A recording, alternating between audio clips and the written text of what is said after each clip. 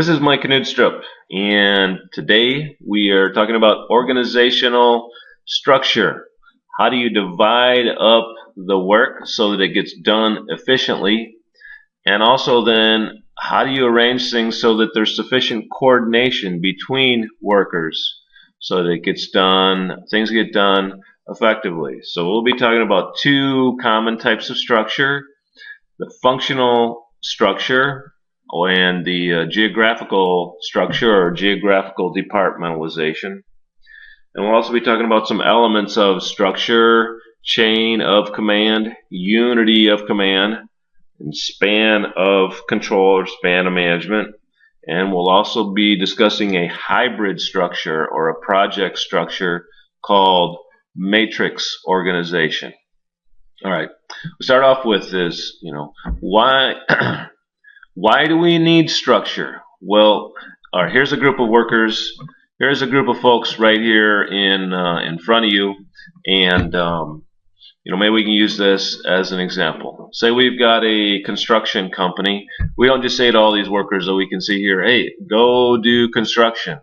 That'd be kind of silly, right? Well, they're going to wonder about what their role is, where they fit. We would divide these folks up into separate departments. What would be some departments maybe that we would divide them up into?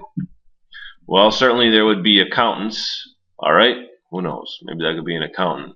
We would need people in advertising and marketing. All right, maybe that person, for example. We would need some project managers to go out and manage the projects. All right. We also might need foremen and workers in all the different areas. And as you can see here, these maybe not might fit perfectly with the construction type folks, but you can get the idea. Think of your own company or businesses. If you just told everybody, well, let's just go out and do it, you're going to have problems. So structure divides people up into different departments, and then we also need some way of ensuring that they're coordinating well with each other. And how you put those people together affects how they think. And let's start that off with discussing the functional structure a little bit. We won't get into too much detail, but we'll get into some detail. All right, functional departmentalization is based on the tasks that workers do. Like I just mentioned, for example, marketing, accounting, production, maybe a legal department if you're big enough. All right, and the advantages of functional departmentalization or departmentation are the same as divisional labor or specialization. Workers develop special skills. All right. They get really good at what they're doing, and they tend to get more productive. Okay, should be higher levels of productivity because you're doing what you do best. And you could even think, if it's a large enough company, you're not just going to have, say, an accountant. You're going to have several accountants. Think of different types of accountants you might have. You may have tax accountants. All right, you may have accounts receivable, accounts payable. Could be some other accountants we might have. It's early in the morning. All right, my brain is not quite going as quickly as I'd like. I'll get some more in a second. But you divide it up even further if you had a large enough company. And remember, just a few minutes ago, I mentioned, how you put together people affects how they think, and that's maybe one of a disadvantage of functional departmentalization. Is all these different specialists are separated. Production might be separated even in separate buildings from accounting, and accounting is separated from marketing. It's a little like when you're growing up, what your mom and dad told you. Be careful who you hang around with. Be careful who you associate with. It's going to affect how you think and how you act. It's the same. All the accountants, accountants are interested in saving money, and they're rather tight-fisted with how things are. Okay, whereas marketing folks, for example, are interested in spending money to make money. This is almost a classic conflict here between these two groups, for example. And so the disadvantage is there's a certain amount of tunnel vision. Let's see if I can get that. With functional departmentalization. These departments may even be in separate buildings, separate cities if they're a large enough company or corporation, and they have a hard time seeing each other's point of view, and they often struggle with one another. Another issue is kind of on the same line is coordination can be a challenge between these different departments. Give you an example of coordination in my own college where I teach here in Central Florida. We've got 3 different departments with basically a very similar course, a management course. And if we were all in the same department, we'd probably coordinate well enough that we didn't have that same course. So, I mean, they adapt it. The communication department adapts it to their department and their topic, as does the psychology department. And then the business department, we have our own ends and we do things with our students there. But the challenges are, people are separated according to their task or specialty and have trouble seeing the other person's specialty. That's functional departmentalization. That's probably the most common or popular form. It's pretty easy. We divide you up. You do your job based on your specialty. Another common form of departmentalization is geographic departmentalization, or based on regions. You see here, if we're an international company, you might have it more or less based on the continents. North American division, Asia division, Southeast Asia, Middle East Asia, Africa, Europe, for example. And if you've traveled to other countries, maybe the advantages or advantage might be rather evident. If you've, for example, eaten in different fast food joints in other countries, you know that oftentimes the food will be, the offerings will be just a little bit different. In Scandinavia, the offerings one of the main offerings instead of a hamburger, might be a fish.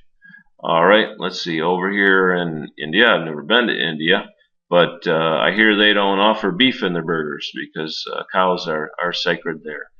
So, and you don't want just somebody in, say, Atlanta or New York or whatever to dictate those decisions all around the world. You want maybe the local managers to dictate those decisions because they know what's going on there. So the advantage is greater adaptation at the local level. The disadvantage is that there's a certain amount of duplication. I hope you can read what I'm writing there. All right. My little stylus is a little bit difficult for me to work with, or maybe I'm just I'm not the greatest printer. This age of typing, I'm a pretty good typist, but I'm not the best writer. But there's a certain amount of duplication. Each region, for example, North America, that includes Mexico and Canada, is going to have a manager of marketing or a VP of marketing. So will Europe. So will Africa. So there's going to be duplication. Each might have a head of IT. Each might have a lead accountant and that sort of thing. So there's a certain amount of duplication. Also, coordination between the different regions, it can be a little bit of a challenge. They're working over in India when it's daytime there, and in the United States, everybody's sleeping. So we've got to make sure they coordinate well. Maybe those are 2 most common forms of departmentalization. There are several others, but that's all we're really going to get into here.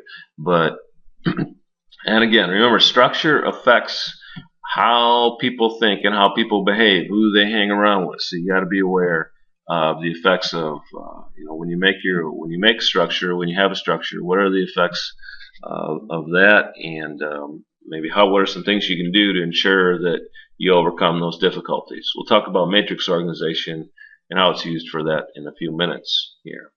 Some elements of structure. Okay, chain of command. We may have spoken about that in earlier, but an element of structure is it's probably necessary to have a chain of command. That's that linkage from the bottom to the top. Everybody is linked, both in a downward and upward upward fashion so that this person knows what this person's doing, and this person knows who to report to, who they need to talk to if they have problems. A continuous link of authority. And a rule of organizations is follow the chain of command. If you have a problem, you go to your boss. You do not subvert the chain of command, disrespect your boss, and go to someone above him or her. Unity of command. The idea that a person should have one boss and only one boss. Not always the case. My students tell me time and time again where they have had more than one boss. You know, for example, many worked in the restaurant industry, and they often have, you know, a shift leader, another floor leader, and maybe even the owner there, and it changes according to the shift. Sometimes it works, sometimes it doesn't. In general, it's easier if you only have one boss. If there's more than one boss, they need to make sure they're all on the same page with how they're doing things and communicate well. An example perhaps from your own family of how unity of command can be violated and issues can result is when you maybe play one parent against another. You know, my kids used to go to my wife for one set of things and, well, money, to be honest. And then they used to come to me for permission to sleep over sometimes. My wife used to be a little more strict. Maybe I should have been as well. But how you can play one person, one parent off the other, for example, to the detriment of the leadership. Span of control, another concept. How many employees can one person effectively and efficiently supervise? Might vary, right? You know, if I were to ask you, what's the right or correct span of control? How many employees can one manager manage? 5, 10, 15 employees? You know, these are direct reports. You might say, well, it depends. What does it depend upon? Perhaps it might depend on the ability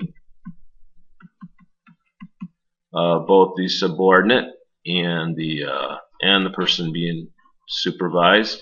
For example, if a manager has greater ability, then he or she should be able to supervise more people. Might also depend upon the task, right? How might it depend upon the task? Simple tasks probably can have a wider span of management or span of control. Okay? In more complex tasks, you're probably going to have fewer people that you oversee. Technology might also, oh my goodness, all right, didn't mean to do that. Technology might also, down at the bottom of my screen here, I'm going to go up a little bit. Hopefully you can read that. Technology might also affect span of management. How so? Technology should allow for a greater span of management. All right. If you've got, think for example, if you got to communicate something via email, you don't have to email each person individually. You put all their addresses in and you hit send.